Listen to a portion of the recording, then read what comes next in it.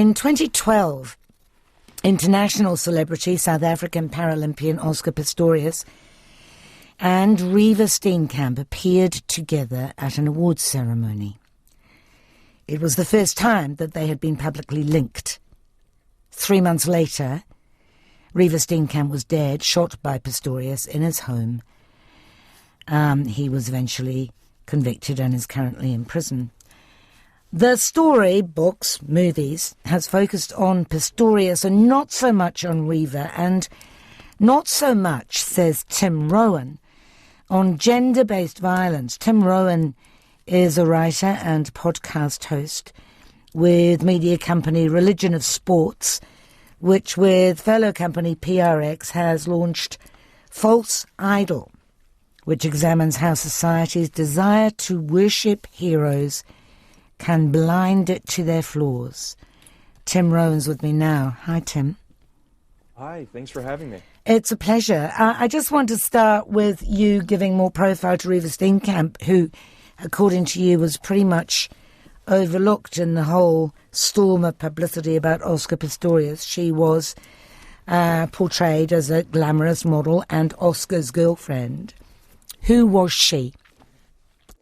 Yeah, no, I mean, through the course of reporting out the podcast, I had the chance to talk to Kim Martin, who was Riva's cousin, who was older than Riva, but really spent a lot of time with her when she was young.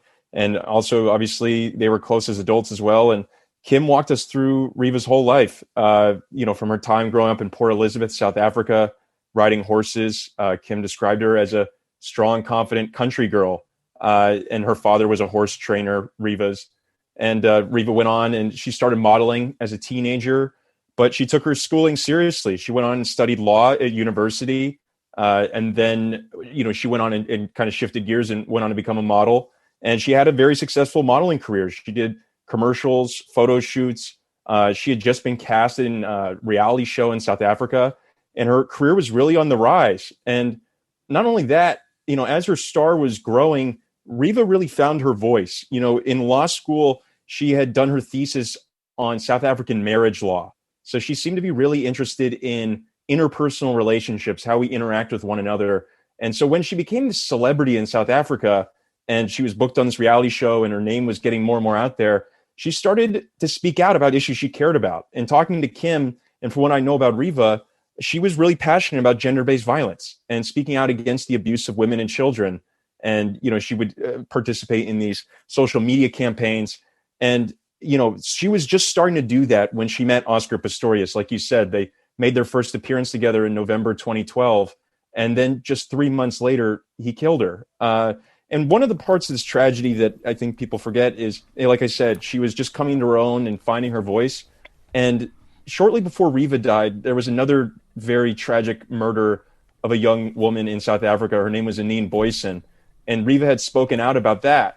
And then less than 2 weeks later, Riva lost her own life. But on Valentine's Day 2013, Riva was supposed to give a speech to a group of high school students. And she was going to talk about gender-based violence and about relationships and speak to young girls about these important issues. And, part of the tragedy is she never got to give that speech because Pistorius took her life, shortly before that. You are in no doubt that Oscar Pistorius committed violence against Riva, and yet an extraordinarily large number of people still argue that he was anxiety-riddled and emotionally deficient and reacted to what he thought was an intruder. What's your view? Yeah, I think, again, the reporter in me, I'm going to kind of interview people and lay it out there. But yeah, that was interesting to kind of explore that why people would have that opinion. And I think it goes to the history of South Africa, right? And the complicated, the violent history of apartheid, and then the rise in home break-ins around the time that Oscar Pistorius is growing up. On the witness stand, he described these incidences where he claimed that his mother's house had been broken into when he was young, and so he was trying to paint himself as kind of a victim of he was trying to paint himself as very fearful, as a victim, as someone who was afraid and constantly afraid of someone breaking into his home. And, I talked to a lot of experts, people who are from South Africa who, have studied this and who have lived there and know the culture and the climate a lot better than I do. And what they said was, Pistorius, whether it was conscious or not, was speaking to this, the environment in South Africa, right? The context in which he was raised.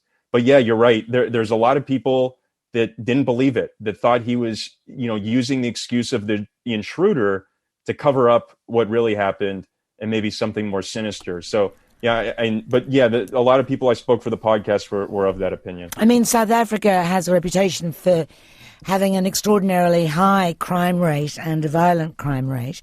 So that would be enough to make anybody who was a celebrity such as Oscar Pistorius nervous. You clearly don't believe that he was anxious enough to shoot blindly into the bathroom. Well, I think, again, I think what the people I talked to for the podcast, I spoke to Andrea Johnson, who was the prosecutor on the case against Pistorius. And her point was, he fired 4 shots through the bathroom door. And so, again, whether or not you believe Pistorius' story, whether he knew Riva was behind that door or whether he thought there was an intruder behind that door, he fired 4 times through the door. And so, obviously that says something, right? That, what did he think would happen if he fired 4 shots through a bathroom door? So, yeah, I mean, that's a violent act in and of itself, right? The podcast that you have made covers a lot of aspects of Pistorius's life, as well as Riva's, of course, and includes the tortuous way that the case went through various courts. I mean, that's extraordinary. We probably haven't even got time to go through all that. Suffice it to say, he's in jail now. He's due out 2023, I think. Is that right? Yeah, well, his parole. Yeah, he's eligible for parole in 2023, yeah. All right. The description of his career is really fascinating, and you describe how in the early 2000s, Paralympics was dominated by a couple of US sprinters, and Pistorius just came and wiped them out, despite the fact that they were both, really well ahead, and they were on the world's, fastest amputees. Pistorius used these blades about which there were a lot of questions asked. What were the questions? Yeah, no, and exactly right. We started a series with Marlon Shirley and Brian Fraser, who were the stars of the Paralympics in the early 2000s, two U.S. sprinters. And you're right, in our first episode, they raised a lot of questions about Pistorius's blades. And the questions kind of followed Pistorius throughout his career. And I think they were kind of overshadowed because on the surface, everyone's like, this guy's winning a lot of gold medals.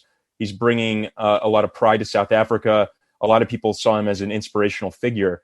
But talking to Marlon Shirley and Brian Fraser, they felt like, maybe some of their races weren't always fair, especially Marlon Shirley. And, we get into the details, but essentially, Marlon Shirley and Brian Fraser are unilateral amputees. They only have one of their legs that is amputated, whereas Oscar Pistorius is a bilateral amputee, and both of his lower legs are amputated. And so, you can imagine that there's different biomechanics that are going on when those two athletes are running against each other. And so, Marlon kind of walked us through the ways in which Pistorius had an advantage over him in their races.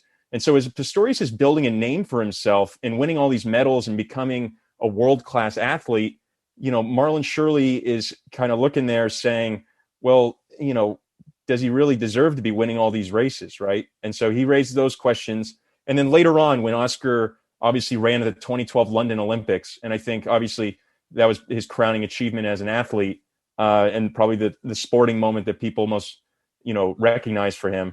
There was a lot of questions leading up to those games about whether Oscar's blades gave him an advantage in races against able-bodied athletes. And I interviewed two researchers, Dr. Peter Wayan and Dr. Matthew Bundle, who studied Pistorius. They had him in their lab in the United States, and they put him through a series of tests. And at the end of the test, they concluded that, yes, his blades gave him an advantage. And so, but just the way it worked out, they're kind of, even though they voiced those concerns, they fell on deaf ears.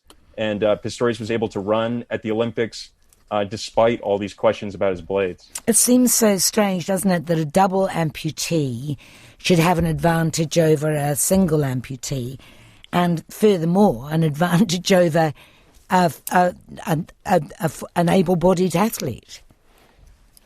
Yeah, no, exactly. And the simplest way I could put it for the able-bodied athlete conversation is Dr. Wayne and Dr. Bundle put Pistorius through these tests, and what they found was that Pistorius's swing times were off the charts. And the simplest way to explain that, the swing time is the measurement of, if you're running, say, you're a jogger at home, and it's the amount of time it takes for your right foot to touch the ground, and then you pick it up, and for your right foot to touch the ground again. And that's your swing time.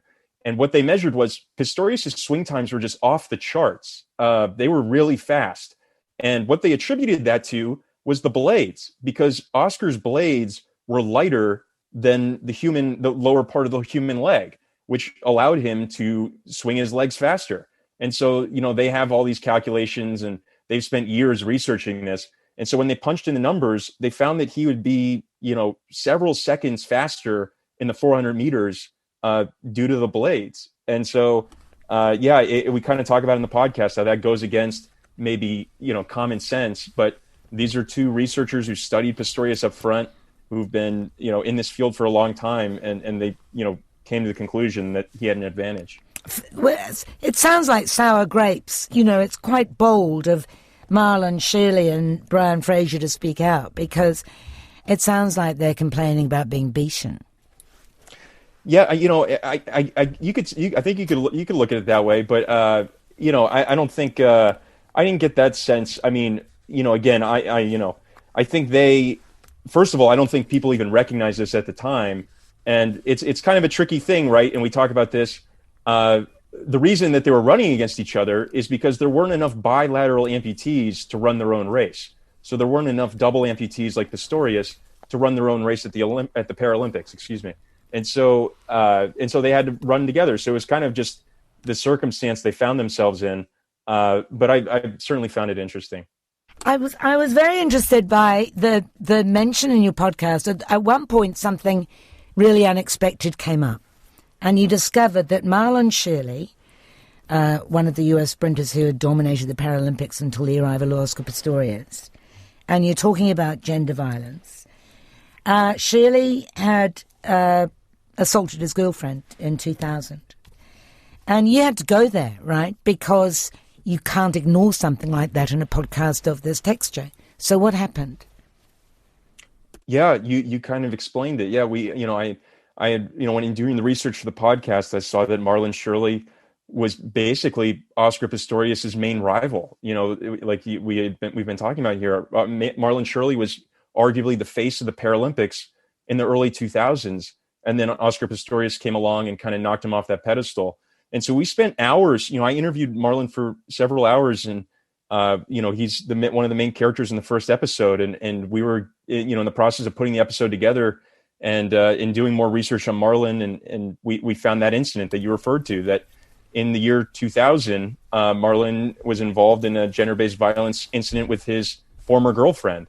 And so when we discovered that, exactly, we felt like we needed to address it on the podcast, given that we were going to be spending episodes talking about Oscar Pistorius' behavior off the track and his own, instances in which he was abusive towards partners in his life, and talking about gender-based violence.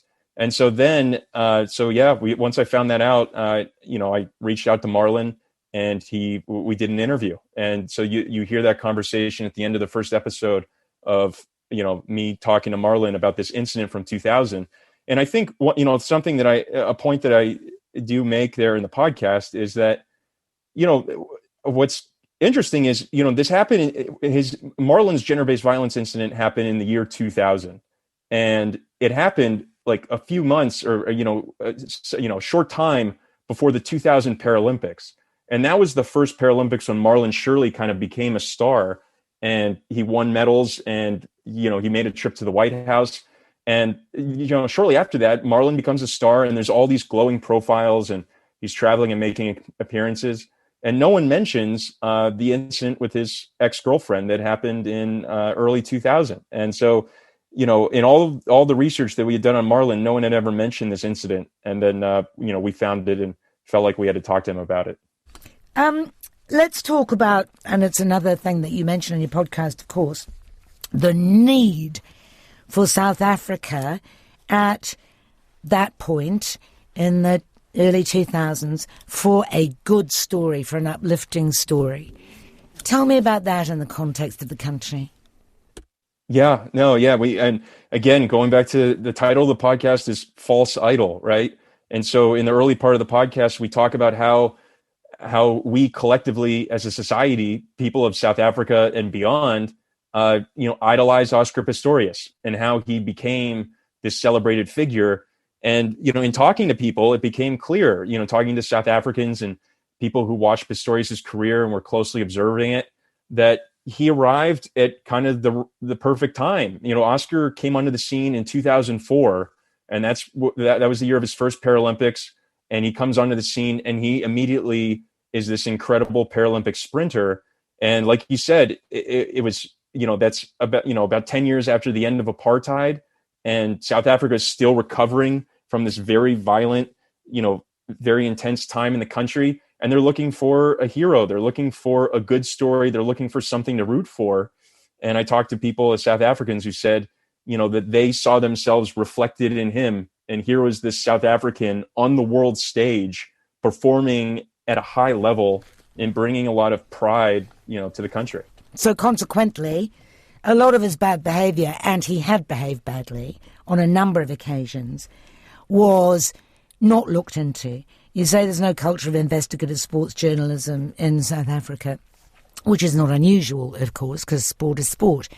But this was a serious omission, and he was allowed to get away with it, and thus we come to the fate of Reeva Steenkamp.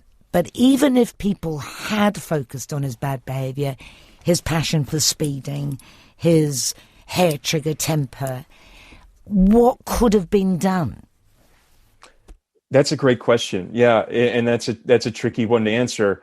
You can't go back and change anything, right? But I do think if we, pay closer attention, you mentioned there that there's maybe it's normal not to have investigative journalists looking into sports heroes, but I would argue that that's exactly the type of people we should, who should be scrutinized and under a microscope, and their behavior being held to a high standard, because some of these people are held up as role models.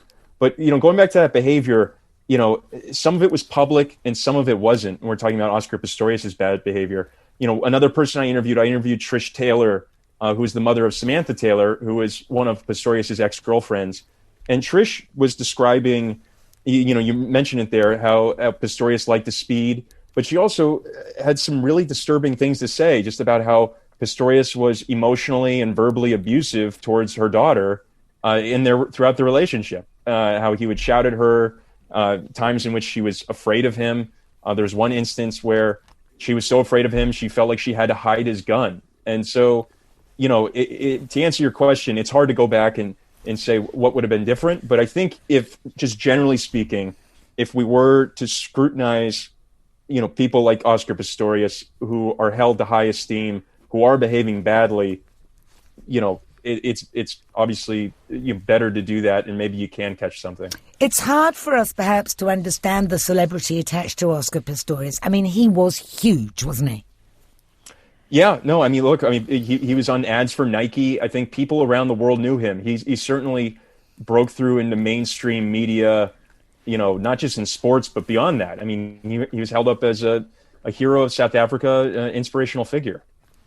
Do you find yourself having sympathy for him? He did a terrible thing, but he is a guy, he's double amputee.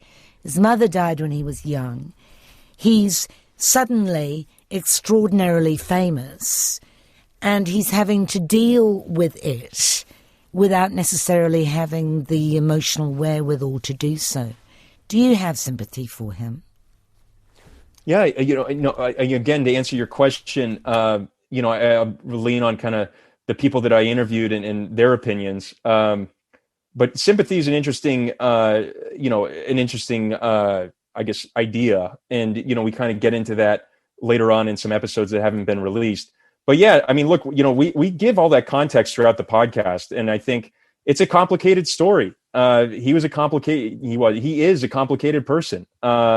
Again, you went through it, his rise, his fall, his backstory with his mother and, his life, but then also, I don't know if that excuses the bad behavior though. Right. And, how he was verbally and emotionally abusive, towards Samantha Taylor, how he was treated, Reva Steenkamp, and how, they got into arguments shortly before he killed her. So yeah, it's a complicated story. He's a complicated person, and we get into all that in the podcast. Yeah. And there's a link to the podcast on our webpage. Just finally, Tim, what do you think is going to happen to him when he gets out of jail? That's a great question. And I asked Andrea Johnson, the prosecutor, I asked her, about his parole date, which is coming up in 2023. And, what she said, and, this is going to come in our final episode. And what she said was, what stuck with me, she said, I hope he's humbled himself. That's what she said. She said, I hope he's humbled himself. She thought he was, very cocky or whatever word you would use. And also, she hopes that, he can find a way to reintegrate himself into society. And, she had a lot more to say than that, but, we get into that in the final episode, but it'll certainly be interesting to see. So that parole date's coming up 2023. So that's the next date to watch. Well, I mean, he'll only be able to get parole if he shows himself to be humble. Will he not? Yeah. No, that's a good point. Yeah, it's a fascinating series. Thank you, fascinating podcast. Thank you for your time this morning. Thanks so much for having me. Really appreciate it. Tim Rowan, who is a journalist with Religion of Sports, and they have made this podcast called False Idol, which is about Oscar Pistorius' fascinating story.